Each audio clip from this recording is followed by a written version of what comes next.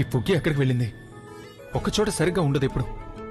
ఒకవేళ తను నాకు కనిపించలేదంటే నాకు భయం వేస్తుంది, ఏదైనా సమస్యలో ఇరుక్కుపోయిందో ఏమో అని.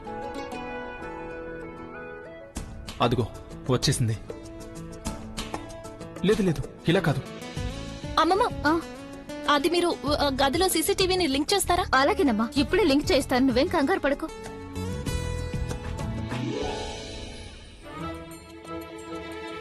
ఇప్పుడు తను ముందుకొస్తుంది కదా, నేను సడన్ గా తన ముందుకు వెళ్లి తను భయపెట్టేస్తాను.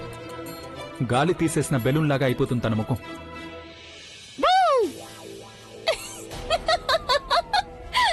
ఏం చేస్తున్నాను?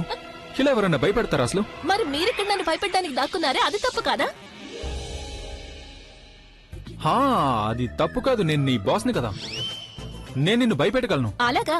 ఇందాకే కదా మీరు నాతో చెప్పారు, హోలీ పండుగ రోజు అందరూ ఈక్వల్ గా ఉంటారు, అందరూ ఫ్రెండ్స్ లాగా ఉంటారని. హోలీ ఆడడానికి అందరూ ఈక్వల్ అన్నాను, భయపెట్టడానికి కాదు కదా. మొత్తం సరదా అంతా పాడు చేసావు నువ్వు. ఇలా చూడండి, మీరు నాకు రంగులు పూసినందుకు నేను మీకు రంగులు పూసేశాను. నేను మిమ్మల్ని భయపెట్టినందుకు మీరు కూడా నన్ను భయపెట్టండి. ఇప్పుడా? ఇప్పుడు కాకపోతే వచ్చే హోలీ వరకు వెయిట్ చేస్తారా? కానీ ఇప్పుడు ఎలా భయపెట్టాలి? ఇప్పుడు నువ్వు నా ముందే ఉన్నావు కదా, నేను నిన్ను భయపెట్టబోతున్నానని నీకు తెలుసు కదా. నేను ఇక్కడ మీలాగే దాక్కుంటాను, మీరు దూరంగా వెళ్లి అక్కడి నుంచి వచ్చి నన్ను భయపెట్టండి, నేను భయపడిపోతాను. నిజంగా? నిజంగా. ఇప్పుడు చూడు నేను నిన్ను ఎలా భయపెడతాను. నీ మొహానికున్న రంగులతో పాటు నీ మొహం కూడా ఎర్రగా అయిపోతుంది. ముందు మీరు ఇక్కడ నుంచి వెళ్ళండి, నాకు తెలిసి ఈసారి కూడా మీరే భయపడతారు. అన్నావా? లేదు, మీరు చాలా చక్కగా భయపడతారు, నేను కూడా భయపడతాను, దాక్కుంటాను, వెళ్ళండి.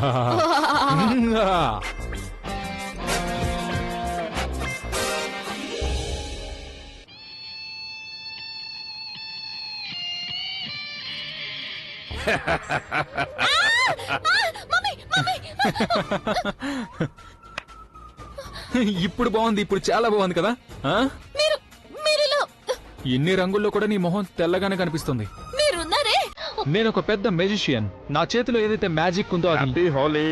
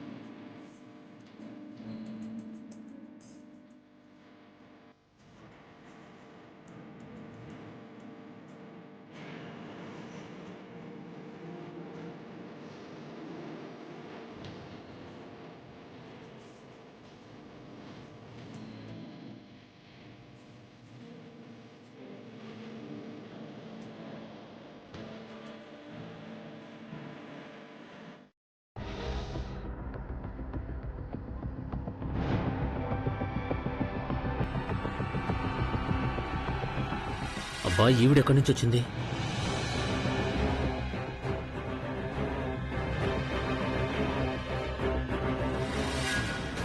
ఇప్పుడు నా పని అయిపోయింది.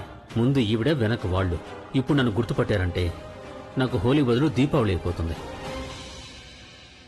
అరే జానకి గారు, మీరు కనిపించారు. అమ్మమ్మ మిమ్మల్ని పిలుస్తున్నారు. బహుశా ఆవిడకి డోలు వాయించి అతని గురించి తెలిసిపోయినట్టుంది. అవునా? అవును, పదండి పదండి. ఓ హలో, ఎవరు నువ్వు? అయినా ఇక్కడ నువ్వు మా ఇంట్లో నిలబడి ఏం చేస్తున్నావు? ఇటు తిరుగు.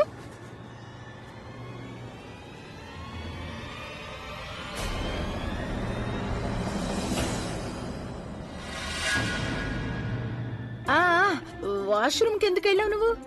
జ్యూస్ చాలా ఎక్కువ తాగేస్తుంటావు. అదిగో అక్కడ రైట్ లో గది కనిపిస్తోంది కదా, అక్కడే వాష్రూమ్ ఉంది. పదండి వెళ్దాం.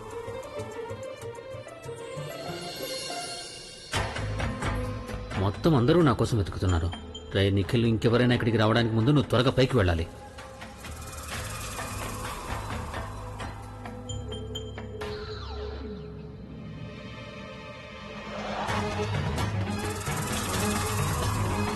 చూడు ప్రవీణ్, నీకు నాకు మధ్య దూరం ఎంతగా తగ్గుతూ ఉందో అచ్చం అలాగే నీకు చావుకు మధ్య దూరం కూడా అంతగా తగ్గుతూ ఉంటుంది. యాక్సిడెంట్ నుంచి తప్పించుకున్నావు, కానీ ఇప్పుడు నా నుంచి తప్పించుకోలేవు.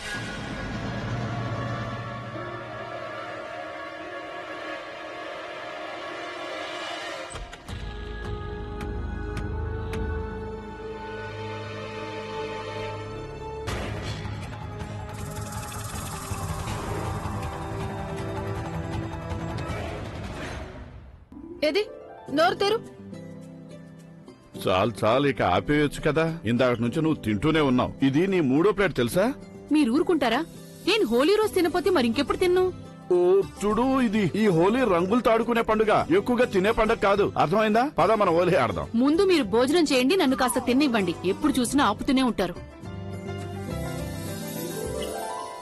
ఇక నువ్వు భోంచేసే. లేదమ్మమ్మ, నేను తర్వాత తింటాను. నువ్వు కూడా కాసేపు తర్వాతే తింటావా? నీకెలా తెలుసు? నాకంతా తెలుసవి. అరే నువ్వెక్కడికెళ్ళావు? నీకోసం నేను వెతుకుతున్నాను. వాళ్ళ తమాషాగా ఉంది. నేను నీకోసం వెతుకుతున్నాను, నువ్వు నా కోసం వెతుకుతున్నావు. నాకు తెలుసులే, నువ్వెవరితోనైనా కబుర్లు చెప్తూ ఉండుంటావు.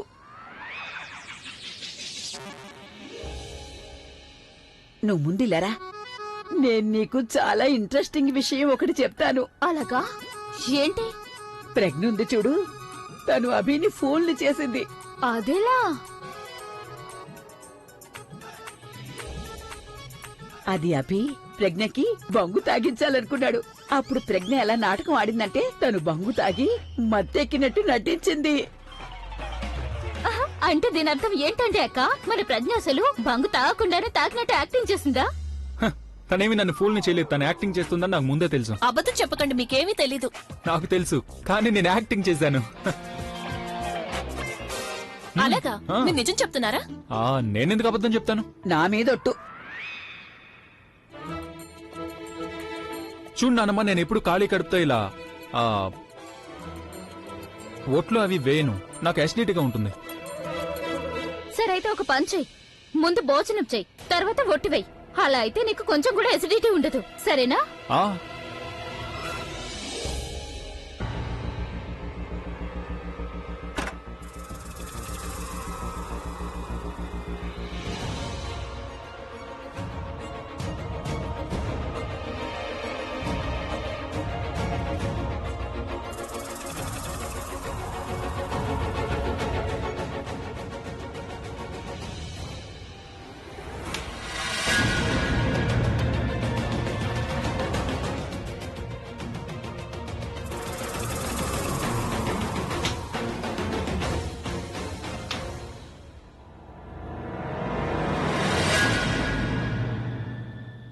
ఆశ్చర్యంగా ఉంది.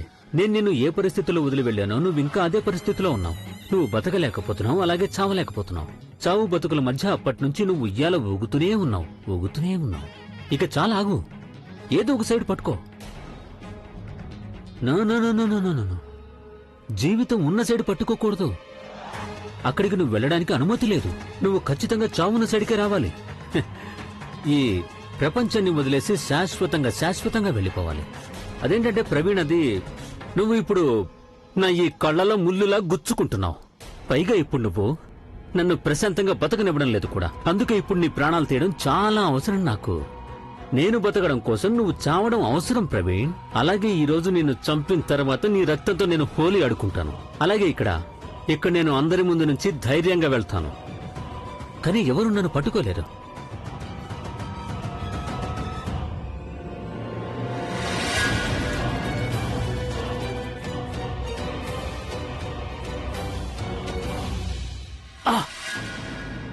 చాలా షార్ప్ గా ఉంది.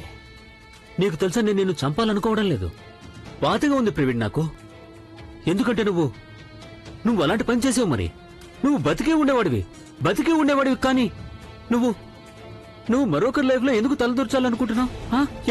ఎందుకు చెప్పు నాకు. మరొకరి తలరాతను మార్చాల్సిన అవసరం ఏమొచ్చింది నీకు? ఏదైతే రాస్తుందో దాన్ని అలాగే ఉండనివ్వచ్చు కదా. ఎందుకు చేంజ్ చేయాలి? ఎందుకు? చూడు ఇప్పుడు ఏ పరిస్థితుల్లో ఉన్నావు. ఇలా చూడు ఎలా పడున్నావు. భగవంతుడు ఏమైనా రాశాడు అంటే, ఎవరి తలరాతనైనా నిర్ణయించాడంటే దాన్ని ఎందుకు చెరిపేయాలి చెప్పు? అలా చేస్తే నువ్వే పోవాల్సి ఉంటుంది కదా. ఇప్పుడు చూడు నీ పరిస్థితి. చూడు ఇప్పుడు ఈ సింపుల్ విషయం నీకు అర్థం కావడం లేదు కదా. అందుకని దీని గురించి నువ్వు పైకెళ్లి భగవంతుడి దగ్గర ట్యూషన్ తీసుకుని నేర్పించు ప్రవీణ్కి. తప్పకుండా నేర్పించు. మాట్లాడేశాను నేను. ఇప్పుడు నీకు చావాల్సిన టైం దగ్గరకు వచ్చేసింది. ఏదైనా విషయానికి నీకు బాధ కలిగిందంటే నువ్వు దయచేసి మనసులో పెట్టుకోకు. ఎందుకంటే ఇప్పుడు నీ గుండెల్లోకి ఈ కత్తి దూసుకుపోతుంది కాబట్టి.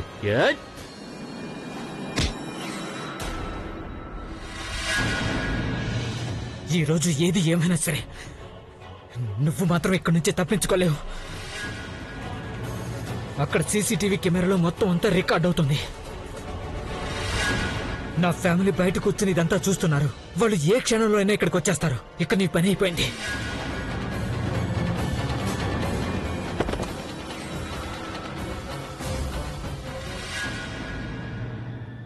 మమ్మీ అలా చూడు, ఆలియా అత్త గది. ముందు నువ్వు నీ భోజనం మీద దృష్టి పెట్టు చాలు.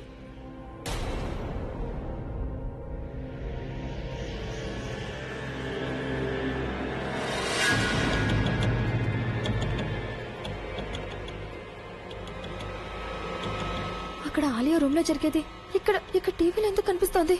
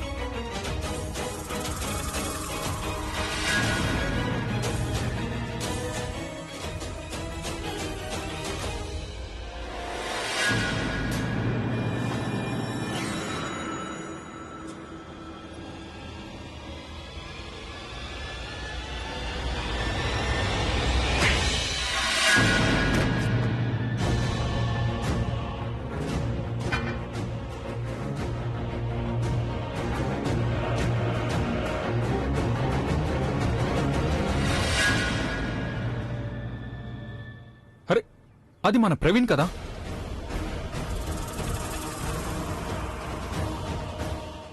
తన్నెవరు చంపడానికి ట్రై చేస్తున్నారు. నేను వెళ్ళి చూస్తాను. వచ్చింది. ఈ వీడియోని ఎవరు పెట్టారు ఇక్కడ?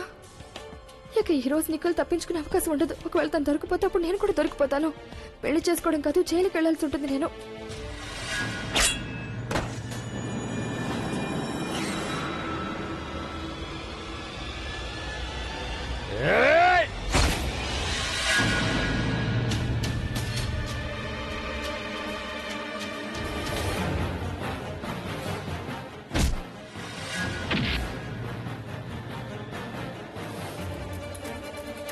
నిఖిల్ నువ్వు దారుణంగా ఇరుక్కుపోయావురా.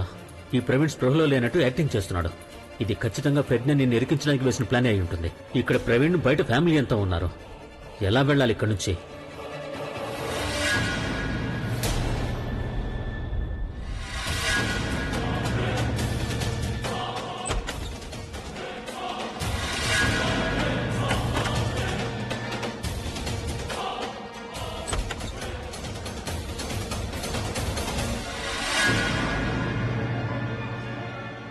ముందు నొయ్యి వెనక గొయ్యి. ఎలా పారిపోవాలి?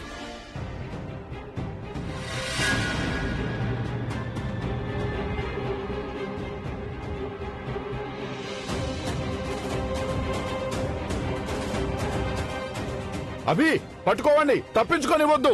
ప్రవీణ్ వాడిని వదలొద్దు.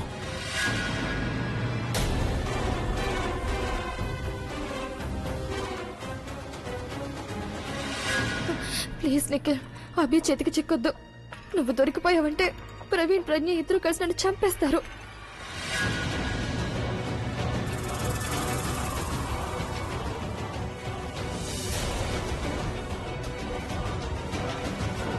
ఎవరు నువ్వు?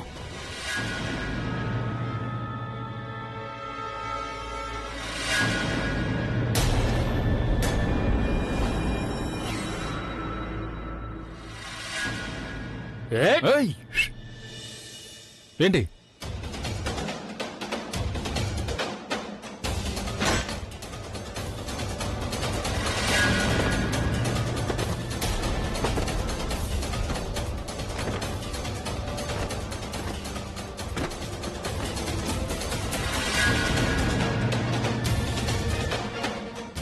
రాజనే పట్టుకో, అతని పారిపోకూడదు.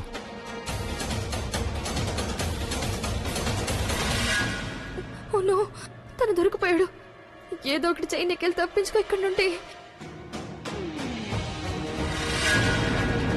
చెప్పు, ఎవరు నువ్వు? ఎందుకు ప్రవీణ్ని చంపడానికి ట్రై చేస్తున్నావు?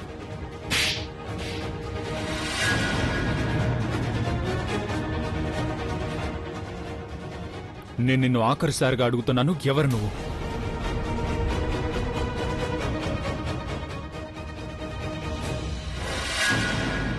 ఈ తను ఎందుకింత భయపడుతోంది? అతను తను పంపిన వ్యక్తిలాగా టెన్షన్ పడుతోంది. ఓ గాడ్, ఒకవేళ నిజంగానే తనే అతన్ని...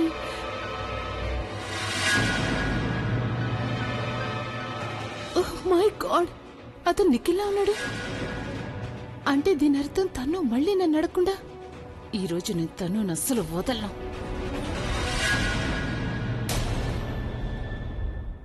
చెప్పవు కదా నువ్వు? వద్దు నిఖిల్, ప్లీజ్ ప్లీజ్, నోరు విప్పద్దు. కానీ తను ఎంతసేపు సైలెంట్ గా ఉండగలడు? అభి తనతో నిజం చెప్పించి తీరుతాడు. ఇప్పుడు నేనేం చేయాలి? తను నోరు విప్పేదాకా వెయిట్ చేయాలా, లేక నేను ముందే పారిపోవాలా?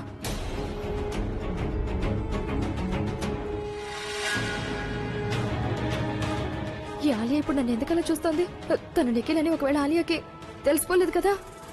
అవును, ఇప్పుడు అభి కంటే ముందు తను నన్ను చంపేస్తుంది.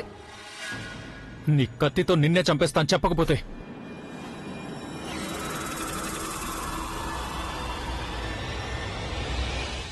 ఆగండి, ఏం చేస్తున్నారు? ఇతనికి ఏమైనా జరిగిందంటే అప్పుడు ప్రవీణ్ ఎవరు చంపాలనుకున్నారో దాని గురించి మనం ఎప్పటికీ తెలుసుకోలేము.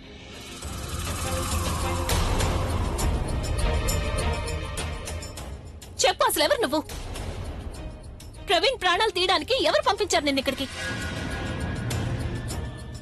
ప్రవీణ్ కి యాక్సిడెంట్ చేసి చంపమని నీకెవరు చెప్పారు? ఎవరు నువ్వు? చెప్పు.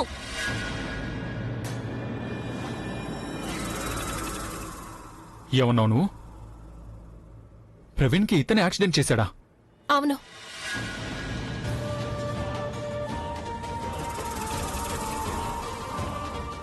ఈ రోజు బయట అందరూ హోలీ ఆడుకుంటుంటే ఇందు అమ్మమ్మ ఇద్దరు మాట్లాడుకోవడం విన్నారు. ప్రవీణ్ ని చంపడానికి ఎవరో ఇక్కడికి వచ్చారని తెలిసింది.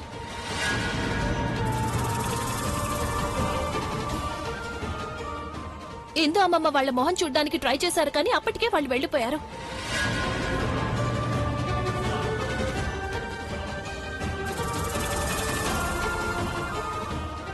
ప్రవీణ్ ని ఇతనొక్కడే కాదు, ఇంకెవరో కూడా ఉన్నారు. వాళ్ళు కూడా తన్ని చంపాలనుకుంటున్నారు. ఇతనికి తోడుగా ఉన్నారు. ప్రవీణ్ ని చంపడానికి ఇతన్ని హైర్ చేసుకున్నారు.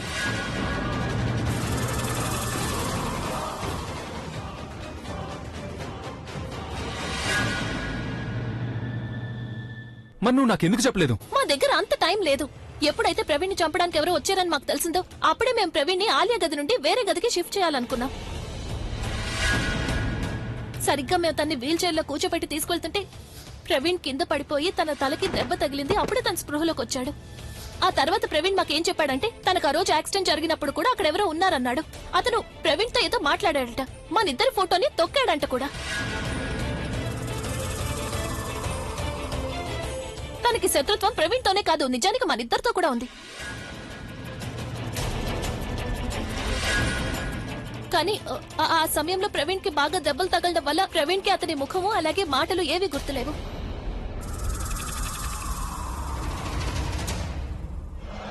ఇదేంటి ట్విస్ట్? తను నన్ను అసలు చూడలేదు, నా మాటలు వినలేదు అంటే నేనెందుకు భయపడ్డాను? నేనసలు తనని చంపడానికి ఎందుకు వచ్చాను?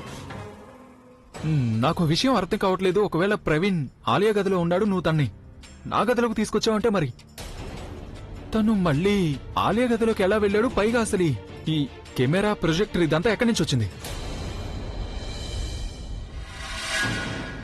యాక్చువల్లీ ప్రవీణ్ కే ఈ ఐడియా వచ్చింది. తనే మాకు చెప్పాడు.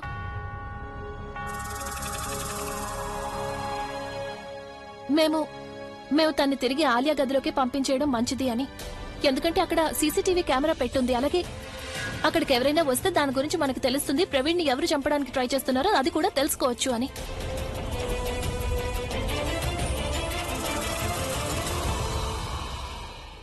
నువ్వు నాకు దీని అంతటి గురించి ఎందుకు చెప్పలేదు? ఒకవేళ ఇది నిజంగానే ప్రవీణ్ ని చంపేశాడంటే ఒక్కసారైనా నాకు చెప్పాల్సింది కదా, నిజంగా ప్రవీణ్కి ఏమైనా అయి ఉంటే. అభి